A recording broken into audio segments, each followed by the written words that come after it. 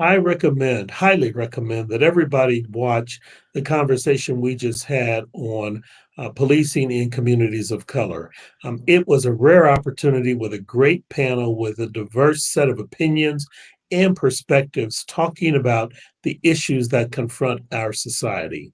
We had Vanessa Wilson, the chief of police in Aurora, who was dealing with all of the issues in Aurora coming from in the wake of the death of Elijah McClain, the fact that three of her officers were indicted and two paramedics were indicted, and she's trying to bring about reform while police unions are giving her a vote of no confidence for bringing about change that the community is desperately crying for.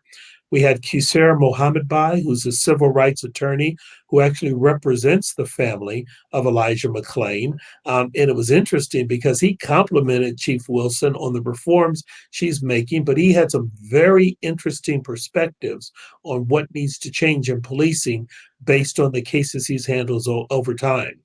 We also had Justin Cooper, the deputy director of the Colorado Criminal Justice Reform Coalition, his organization deals with bringing about changes in state legislatures and working with policymakers on a national level to begin to address this issue of excessive force and violence and how it impacts not just communities, but communities of color.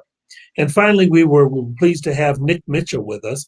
Nick was the second and longest serving independent monitor in the city of Denver. And Nick's perspective is interesting, showing how the community interfaces with both the police force, but more importantly, with policy members who set overall policy for municipalities and write the budget, and how you try to bring about accountability and reform in that context. It is a great program.